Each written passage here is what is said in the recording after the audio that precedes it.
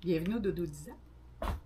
Aujourd'hui, je vous parle des différents crayons et marqueurs qu'on peut utiliser en courte pointe et je vais vous parler des avantages et des inconvénients de chacun. J'ai pris quelques notes parce que il y en a quand même différentes sortes et je vous parle aujourd'hui de 4 différentes sortes. Donc, les crayons qui s'effacent à la chaleur, les crayons qui s'effacent à l'eau, les crayons qui s'effacent à l'air et les crayons à base de craie. Alors, ils ont tous des avantages, des inconvénients, et on peut, dans le fond, travailler en fonction de différents projets, travailler avec différents crayons. On me demande des fois, Isabelle, lequel tu préfères?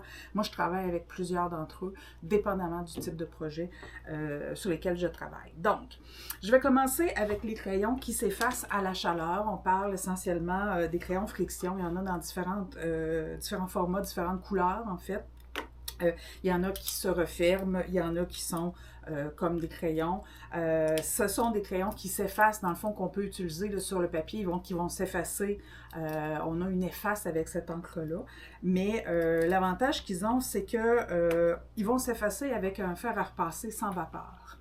Donc, ça peut être pratique quand on a des lignes précises à faire si on veut travailler sur du piqué libre, par exemple, et qu'on veut se donner un motif. Ça peut être très, très intéressant de tracer des courbes précises avec ceux-là. Ça s'efface proprement sans laisser de traces. Par contre, parmi les inconvénients, vous avez, si on utilise des tissus très foncés et qu'on va utiliser donc un crayon friction, il peut arriver que ça laisse une trace blanche au lieu de s'effacer complètement. Donc, les crayons friction peut recommander avec des crayons, avec des tissus foncés, excusez-moi. Et dans le fond, c'est sûr que ça va nécessiter une étape supplémentaire quand vous avez fini votre travail, là, c'est-à-dire d'aller repasser. Et un autre inconvénient, c'est que dans le froid, l'encre peut réapparaître. Je vous donne un exemple souvent en cours. Vous décidez d'offrir une courte pointe en cadeau à Noël et la courte pointe est laissée dans le coffre arrière de la voiture pendant quelques heures. Vous allez la ressortir. Il se pourrait que l'encre réapparaisse. C'est pas grave, on va la chauffer, pas laver, mais la réchauffer et elle va disparaître. Là. Mais tant et si longtemps qu'on ne lavera pas le tissu, l'encre, dans le fond, disparaît à la chaleur, mais est susceptible de réapparaître. Alors, ce sont des crayons qui sont très précis au niveau de la pointe, là, donc ça, par contre, ça peut être aussi très intéressant là, au niveau des avantages. Au niveau des crayons qui s'effacent à l'eau, certains crayons ont l'avantage aussi d'avoir un petit bout, je dirais efface, dans lequel on a dans le fond de l'eau. Donc le crayon se dessine d'un côté et on va faire notre marque et quand on a terminé, on reprend l'autre côté. Alors ça, c'est un des crayons, une des options, certains crayons ont ça, c'est pas tous les crayons qui l'ont, mais à ce moment-là, on va utiliser une petite serviette mouillée et ça va disparaître. Ce sont encore aussi des crayons qui permettent de faire des pointes très fines, là, des dessins très précis. On n'a pas besoin par contre de se préoccuper d'avoir un fer à proximité, donc l'utilisation est beaucoup plus simple. Et donc, s'il y a des tissus qui ne supportent pas la chaleur, si vous travaillez avec des tissus qui ne supportent pas la chaleur, bien c'est sûr que quand on efface à l'eau, c'est beaucoup plus... ça a une fonction plus de protection là, au niveau du tissu. Par contre, ça peut s'effacer accidentellement. Vous avez les mains mouillées, vous avez les mains humides, vous pourriez effacer ce crayon-là. Et encore une fois, ceux-ci peuvent laisser des traces sur certains types de tissus. Donc, je pense que vous me voyez aller, là. Faites des tests, peu importe le type de crayon que vous utilisez. Là, il faut faire des tests vraiment pour s'assurer que notre tissu va bien réagir, peu importe le type de crayon. Ensuite de ça, on a les crayons qui s'effacent à l'air. Dans ce cas-ci, on a différentes couleurs, c'est intéressant. Certains de ces crayons-là aussi vont avoir un petit efface qui vont permettre d'accélérer le travail. c'est idéal, là, vraiment, quand on a un projet où on veut que la marque reste de façon très, très temporaire. Donc ça disparaît rapidement même.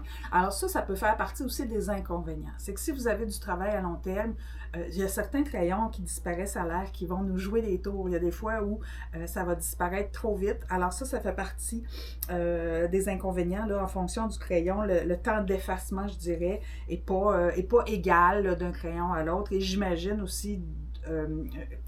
en fonction de l'âge du crayon, c'est plus le crayon est usé, ça peut changer aussi.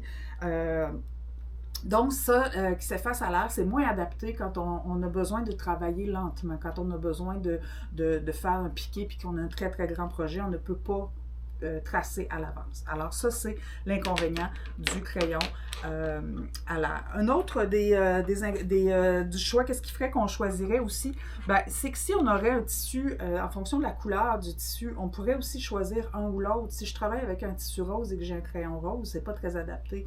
Donc le crayon bleu, dans ce cas-ci, pourrait être plus utile, mais bon, celui-là, il est effaçable à l'eau. Alors ça aussi, ça fait partie du choix qu'on va faire lorsqu'on va travailler avec nos différents marqueurs. La dernière sorte de crayons, de marqueurs que je vous présente, ce sont les crayons à la craie. Il en existe différentes sortes. Certains qui fonctionnent là, comme des crayons, nous, ce qu'on appelait à l'école des pousse-mines. Alors, celui-là, il est très, très fin de Bowen. Dans ce cas-ci, j'en ai un ici aussi avec des craies relativement grandes et qui se rechargent relativement rapidement. Et celui-ci, il y a une aiguisoire qui vient avec et il y a une efface aussi au bout. Donc, ça permet d'enlever la craie rapidement. Clover en propose aussi un qui est avec une petite roulette et qui donc va nous permettre de laisser passer une craie avec quand même avec modération, je dirais. L'inconvénient, par contre, des craies, bon, ils sont moins précis. Là. On va faire des marques qui vont être moins précises qu'un friction ou qu'un crayon là, à encre.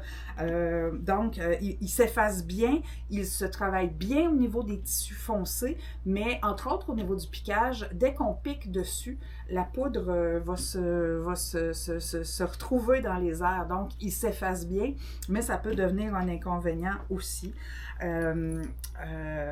Si on frotte aussi de la même chose, c'est que si vous faites du piquage à main libre et que vous avez tracé et que vous mettez vos mains sur le tracé que vous avez fait, ça se pourrait que vous effaciez accidentellement donc cette craie-là. Donc, c'est une craie qui est moins temporaire, mais qui, justement, à ce moment-là, a moins de chances de marquer le tissu que les autres crayons.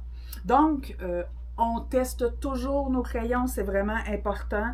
Il y a un choix à faire au niveau du contraste. Donc, en fonction des tissus sombres ou des tissus colorés, il faut faire un choix de ce côté-là. Et puis, une des choses que je ne vous recommande pas, c'est les fameuses craies de tailleur. On me pose souvent la question, Isabelle, on a des craies qui se vendent pour faire de la couture. On n'utilise pas ça en courte pointe. Pourquoi? D'abord, ce sont des craies qui sont grasses et qui s'enlèvent plus difficilement. Souvent, quand on va faire de la couture de vêtements, on va faire les marques à l'intérieur. Donc, à l'extérieur, on ne verra pas ces marques-là. Et personnellement, j'ai utilisé un jour une craie bleue sur un projet bleu. Je trouvais que je me disais ça va disparaître, mais ces craies-là sont tellement grasses que malheureusement, c'est beaucoup plus difficile à partir, même quand on les lave. Alors, moi, je déconseille fortement d'utiliser les craies ou les crayons de tailleur qu'on vend, qu'on est capable de se procurer là, dans les boutiques. Spécifiquement là, pour le vêtement, on ne touche pas à ça en courte pointe. Alors voilà, si jamais vous avez des questions, n'hésitez pas à m'en faire part. Je suis Isa, des Doudous d'Isa. Venez me voir, 123-35 Boulevard des Forges à Trois-Rivières. Ça me fera plaisir de répondre à vos questions. Alors, bonne fin de journée.